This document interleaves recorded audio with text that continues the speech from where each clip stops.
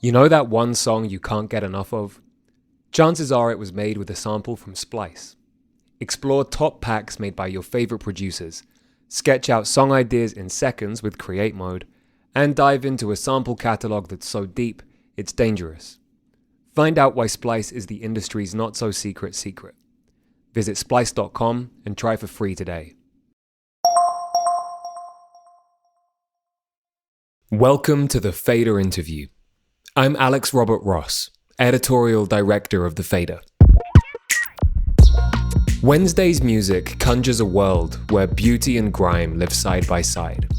A combination of squalling, reverb-heavy guitars and unorthodox outlaw country undertones.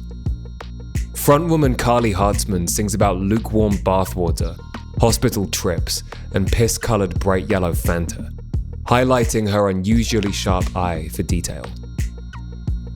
Chosen to Deserve from the band's new album Rats or God, for example, is about the unguarded conversations of a couple who are past the stage of pretending they're both perfect people. Hartzman reflects on stomach pumpings, bad trips, and cul-de-sac sex, as if she's ritualistically purging herself of every bad teenage memory. There's a purpose to the cringe, though, as she basks in the glow of her long-term relationship with her bandmate, Jake Lenderman.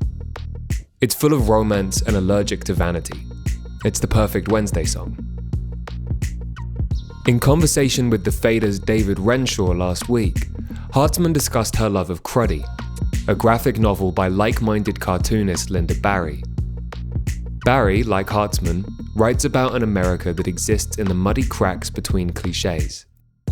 Coming from the DIY scene in Asheville, North Carolina, the band are loyal to the South, specifically the marginalized communities too often dismissed in sweeping generalizations of the Southern states.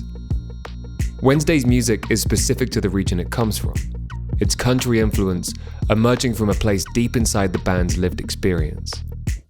It's the sound of growing up with the background hum of country radio and holding out hope that your favorite punk band might someday play in a nearby city, but knowing they likely never will.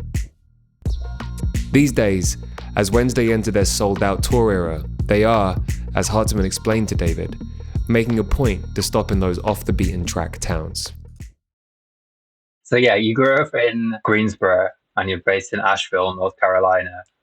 Like you said, you're a very proud North Carolina band Wednesday. I wondered if you could tell me about growing up there and what you were like as a teenager discovering music for yourself for the first time. Yeah, so kind of the only scene at the time, there was like a really cool indie rock scene like right before I was born in North Carolina with Merge Records, and like Greensboro was kind of getting the edges of that scene, but that was all kind of like, at least in Greensboro, non-existent by the time I was in like listening to music age. Really all that was available to me was like pop punk. So I was going to a lot of shows like that. And the first band I played in was a pop punk band as well, just because that's like literally all I knew and all I had access to. And then I had a friend make me a mixtape in like late middle school, early high school that had like Cocteau Twins and My Bloody Valentine and Deer Hunter on it. And from like, I remember just listening to that for the first time and being like, my life is forever going to be motivated by the pursuit of whatever this is. And then I started skipping school a lot and like listening to music and writing all day. And it kind of coincided with some really like bad life stuff at the time. So I feel like the music was definitely like my only haven. And I just like was like, this is the only thing that's important in life anymore. Yeah, just really altered my course forever in that direction. And then just kept on, like digging in deeper into that. But yeah, really, as far as Greensboro goes, I was going to like pop punk house shows, and like they would have pop punk shows in like churches, and that was the scene. It really wasn't until I got to college that I really found anything outside of that. And the radio. I was listening to a lot of the radio and when I was growing up. Wednesday started as a solo project, is that right to say, but in the very early days, and then has developed into a band over time? Yeah, I guess that's true for like the very first attempts I had at making music. I just wrote a bunch of songs and had my friend Daniel record them as like a school project, but like that music isn't available anywhere. And then my sister heard that and was like, you should play my birthday party. And I got a band together to play those songs. And from that day on, we were a band. Alan, the drummer, was at that very first show. But other than that, the whole band kind of changed lineup-wise. And I know you've spoken about your songwriting developing over the years. Obviously, it develops in lots of ways, but one particular way is in the past you kind of held back and been reticent to be as honest or open as you could be, chiefly through kind of your parents worrying about their reaction. I wondered if you could tell me specifically what it was you were worried about saying, why you didn't want to kind of put it all out there when you knew they were going to listen. I think because I care about my parents a lot, obviously, and I knew they were doing their best when I was in high school. But I think if I wrote about that time of my life honestly, it would be apparent to a lot of people that they didn't realize what was really going on in my life. I didn't want my parents to internalize that because I think it's really normal. They just happen to have a kid who's writing about it and like publicizing some of the shit they did. Because every kid drinks in high school and might experiment with drugs and sex and all that stuff. But if you have a kid who is sharing that information with a wide audience, like you might, I don't know, I just never wanted them to think that they didn't do like an amazing job being my parents given like the situation that they were given when I was growing up. But I've talked with them about that specifically since then, and they know they were great parents, or else I wouldn't have been able to, like, I don't know. My sister's a doctor too, so it's like they're fine. They did fine. Also, just being truthful with not only your parents but those close to you about like feelings of sadness is scary, because I don't know. It's like the world is your therapist at that point because everyone knows your shit. It feels kind of like all my stuff about that is out there already. Like that's not a level someone has to reach with me personally to know about me that I have stuff going on in my life. I don't know. It's just it's a vulnerable little place to write from and share publicly, but also like that's the point. So it's interesting. I think that what you said about that kind of changing relationship with your parents, where you've been able to talk and kind of say, have those more grown up conversations with them, feels like it ties into a bit of a theme of the new album, which it feels to me a lot like someone who's coming out of the kind of chaos and unsure footing of your early 20s into your kind of mid later 20s, where you've got a bit of hindsight and you can look back and kind of assess what happened and speak about it from a distance that you can't at the time when you're going through it. And I think that is something that then ties into relationships with parents, which change over time, and you can kind of speak more as peers than the kind of top-down relationship that it is as a child. Were they things that were running through your mind as you wrote the album, this kind of changing chapter of your life?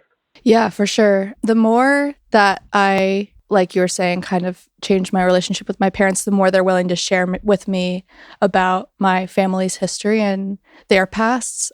So there's a lot of their stories on this record, like my dad burning down a field with a model rocket, and his brother is the character that got a girl pregnant in high school, and he gave me permission to use that story. So yeah, they just are more willing to share the parts of themselves that kind of mirror the parts of myself I'm revealing, and it just helps make my life make so much more sense, knowing that I have so much of them kind of reflected in me. The other relationship I'm really exploring is like me and my partner Jake, as we enter this. It's like my first version of like an adult relationship where you like really bare your soul to the other person, like good and bad aspects, and kind of stop caring about being cool in the game and are really just like, I guess we're in this for life, so I need you to know like everything about me, and if you still like me after all of that, I guess we're meant to be together type of thing. I feel like Chosen to Deserve and Formula One are both songs about that point in a relationship. Yeah, and then I guess just like the final, it's like in Sex and the City when they say the third main, or the other main character is New York City. Like I feel like the other relationship I'm always like trying to figure out is my relationship to the South and where we're from. And that's like every other moment in the album. I love talking about that and writing about that. You mentioned Chosen to Deserve there. That's a really great song that in the best possible way paints an often unflattering portrait of yourself. You know, you're kind of really putting everything out there and saying, this is me, good and bad. How did it feel to be that unflinching in the writing with that song? Did it feel exposing at the time? I feel like the stories I tell in that song are less difficult to share than maybe say like songs about my past like sadness and depression and stuff, because those are just actually stories I tell at parties about my past. Like they're far enough away that they're kind of funny, and I mostly just wanted to like log those memories in the history book of this band in my life. But I guess the last verse of that song kind of gets into that feeling that I was saying is actually more embarrassing about like not being able to drink anymore because of like stuff coming up that I don't want to think about. Or like I think the first 3 verses are just like goofy, funny, like anecdotes. And then the fourth one is like, and this is the stuff that will affect me forever and kind of traumatic in the end, huh? I think that stuff's harder to share than like the funny stories. I went to school.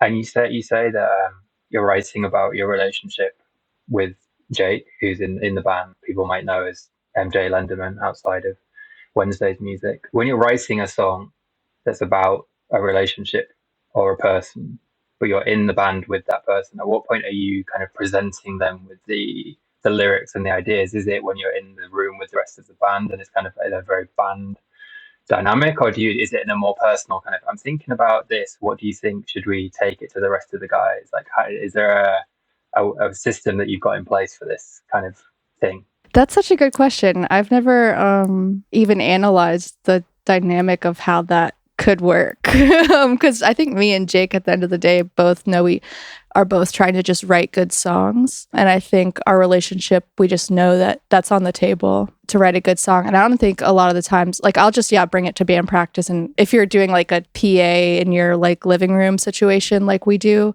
a lot of the times we can't even like hear the lyrics until we hear the recorded version. So I think it can be a surprise.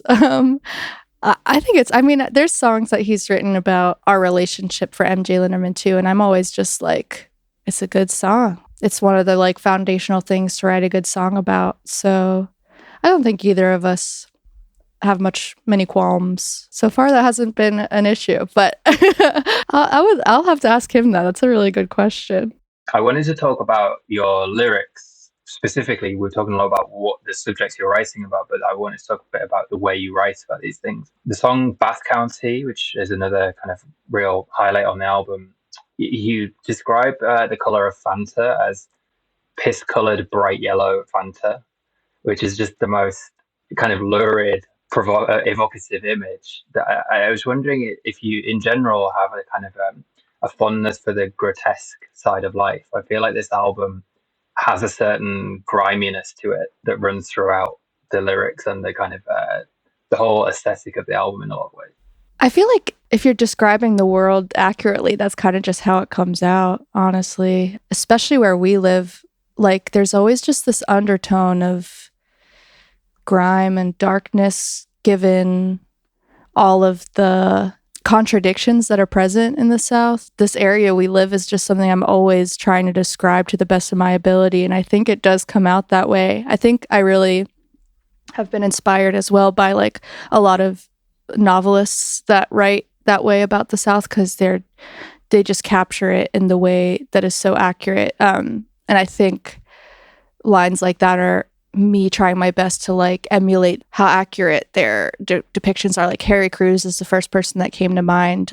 He's from Florida, but he just writes these just very tonally accurate depictions of this place we're in. But yeah, I just kind of call it how I see it. I saw a kid drinking Fanta and I said, that looks like pee, and wrote it down in my phone or whatever. That's kind of how a lot of my writing ends up happening. That was in Bath County at like a high school football game. That's not something I like set out to do, but I think, yeah, like I'm saying, like if you're writing about the South accurately, that's just how it's going to work out. Kid in Bath County, Virginia,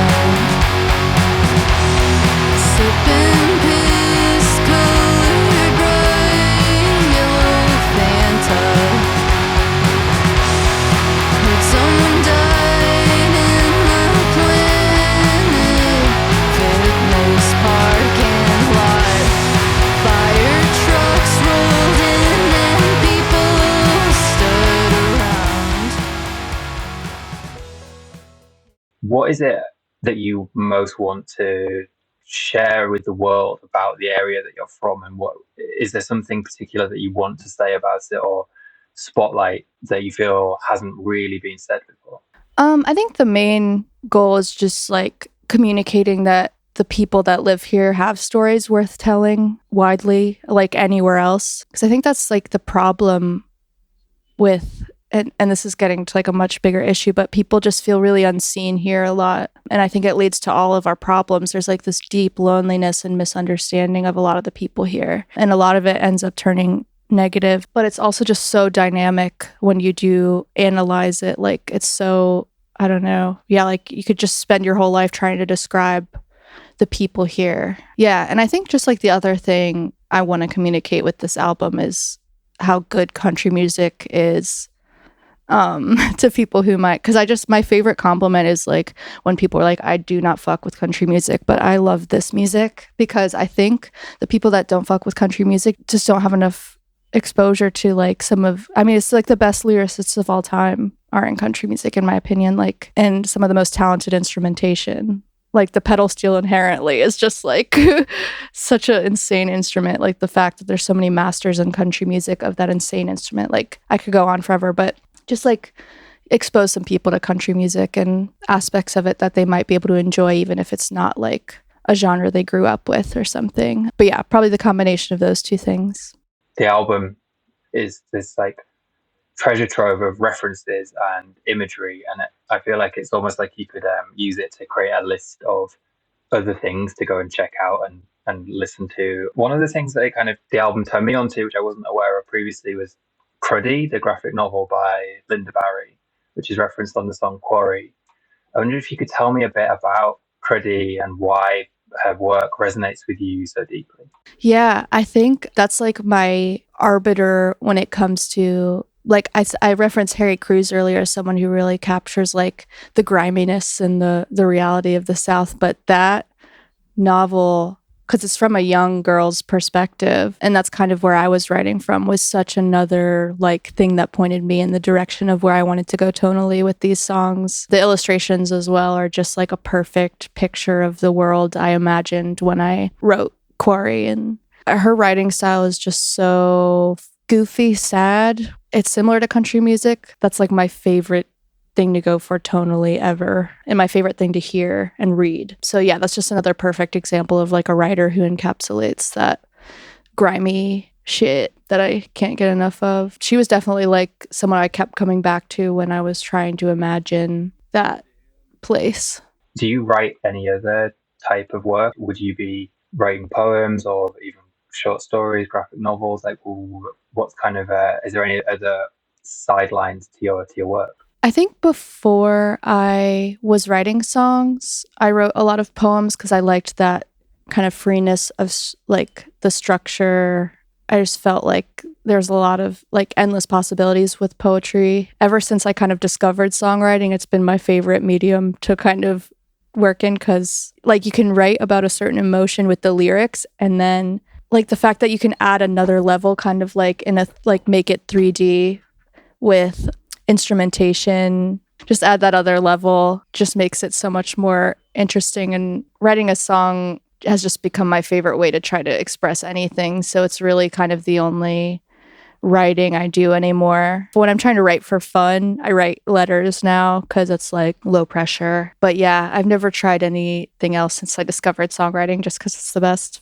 And you said with the observation about the Fanta earlier, it's something you saw and made a note in your phone. Is that kind of your primary way of recording things essentially at the very start? Have you got like a very active notes app full of ideas and observations? I would say it's 50-50 between that. And the other thing I like to do is like sit down in a public place, like the mall or a coffee shop, and write just like a full page of like lines. Like I just number them like 1 through 20 or however much it takes to fill up the page. And I just go somewhere in my mind and kind of dump all of the imagery I can think of. Like I think Bull Believer is a song that was definitely something like that. Like I went to a New Year's party in my mind and I wrote down all of those details I could remember from that night, which have kind of gotten like a little flimsy because it was years and years ago at this point. But yeah, and then I just kind of hone it in further from that big page until it's a song and then put it to the music and it kind of becomes even more pared down from there. So yeah, I would say a combination of like Notes app and that process. It's like 50-50. You mentioned Bull Believer there, and you also talked about songs being three-dimensional through the instrumentation and the kind of delivery of them as well. That's a song that really feels like it takes on a whole different life, obviously in the music as it does on the page. I was wondering what it was you were kind of channeling there emotionally. It feels like kind of quite feral in a really exciting way, I think, that song. The New Year's party I'm describing was the last time I saw a friend who ended up passing away that year. So I think the first 7 minutes of that song is me kind of like preparing to unload the emotion of losing that friend. And the first 7 minutes is me just like describing the context of where I was in my life and that party that I remember so vividly now because it, like looking back, it was the last time I saw this person. Just one of those things where I was, like dumping all this image I have of this party on the page and just doing my best to like put someone there in that song. And also just that song is really kind of like a, not selfish, but it's more for me because like performing it is so therapeutic and writing it was really therapeutic. So I'm glad people like it. But yeah, it was a very like self-indulgent like moment for me to just like really parse through all of that. I'm glad it ended up being a song people like. But yeah, a lot of stuff happening in that one.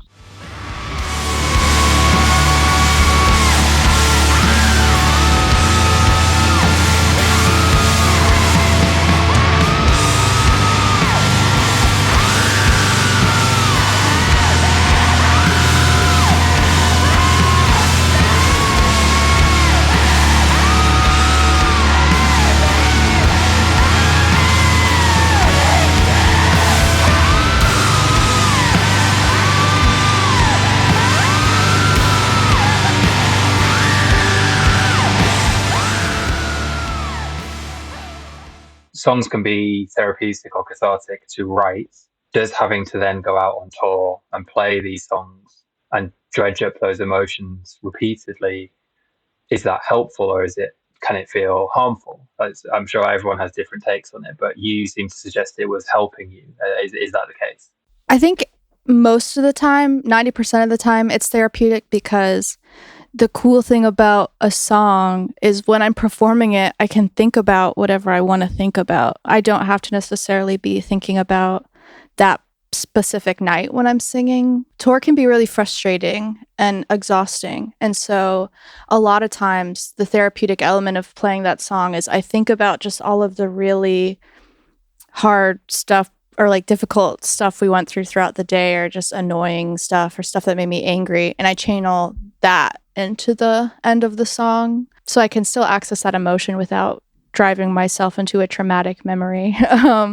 But there's sometimes where the memory as it happened kind of invades whether I want it to or not. And that's when it's not therapeutic and it's just really, like invasive on my brain, and there's been a few times where I end up like crying on stage against my will, and people really feel that, and they've told me they appreciate it, but for me it just feels like I'm totally like helpless against my emotions, and it kind of sucks. Yeah, I don't know, it can be both. I think if I'm able to like kind of compartmentalize, it can be really therapeutic, but if the real stuff I'm talking about is something I'm thinking about against my will, it can be kind of not so fun.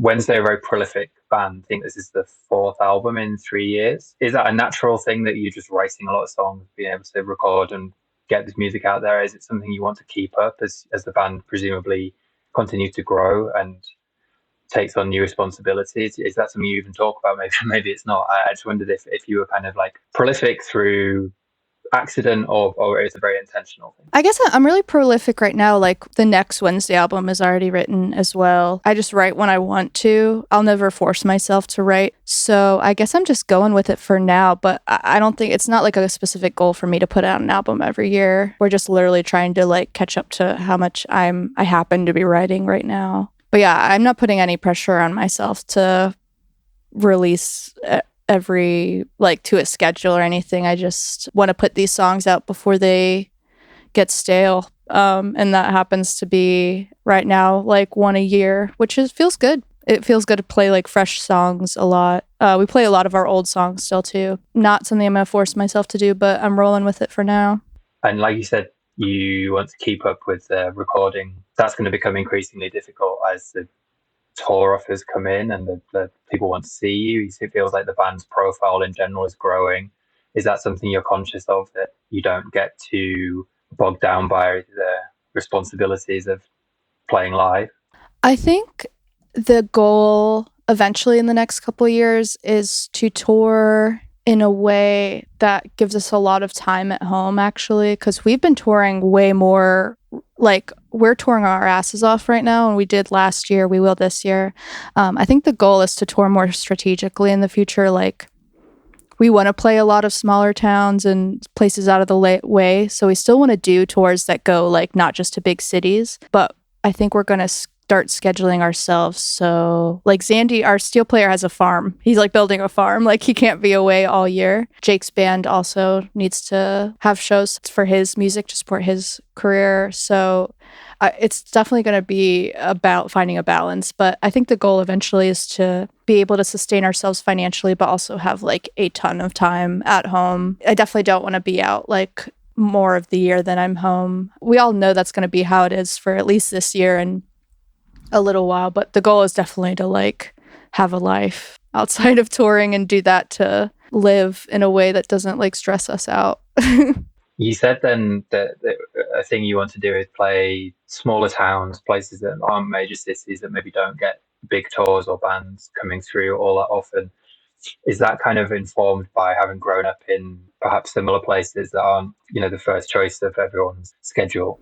Absolutely. Yeah. I had to drive to go to like indie rock shows, like at least an hour, sometimes more. And those were life-changing shows when I was growing up. But yeah, it's just always easier to like, if you want to do music and you see a band you love coming to your town, I mean, just the way that can like change the course of people's lives. Seeing one indie rock show, I don't want to like hype indie rock up like something more important than it is, but people that want to do music, like seeing someone on stage who is from where you're from can be life-changing. Like I want to do small towns everywhere, but more than any of that, I want to do tours in the Southeast. People are just always so stoked we're there. Those are just some of my favorite kind of shows to play. I want to do more of that. Have you, as a musician, at any point in your life felt the need or even desire to move away, maybe go to New York or try LA or wherever it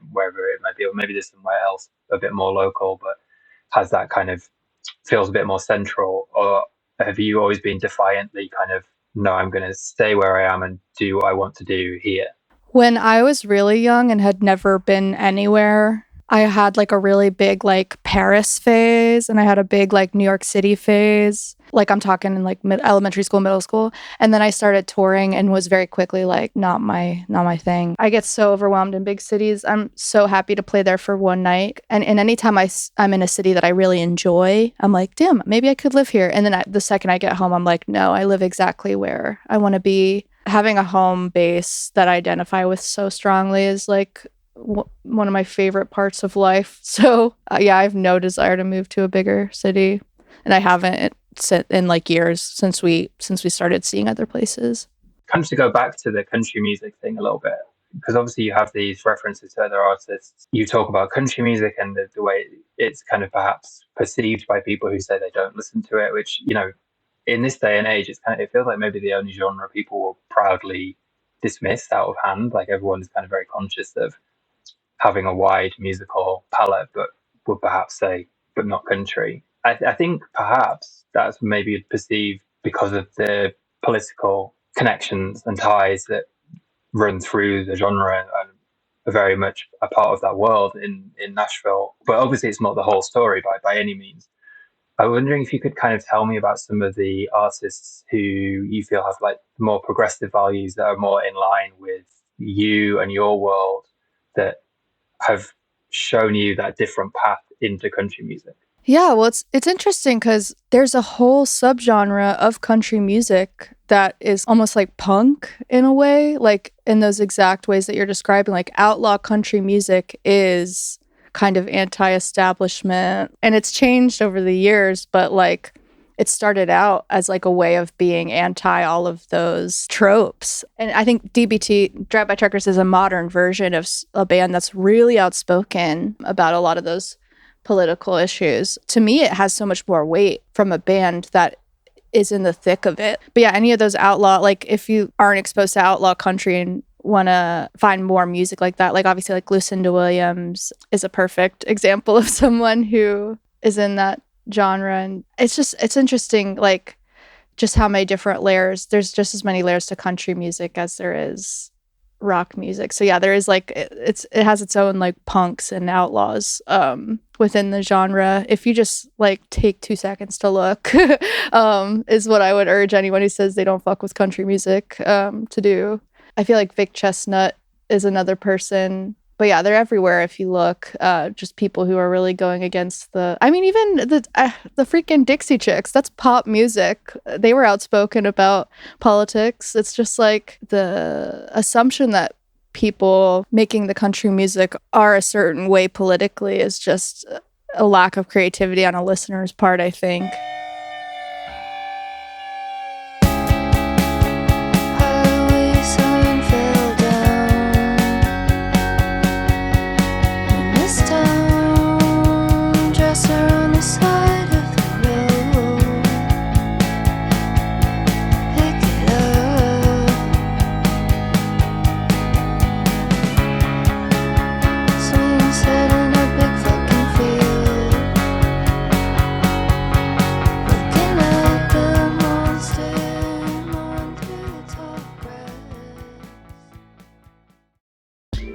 That was Wednesday's Karly Hartzman talking to the Fader's David Renshaw.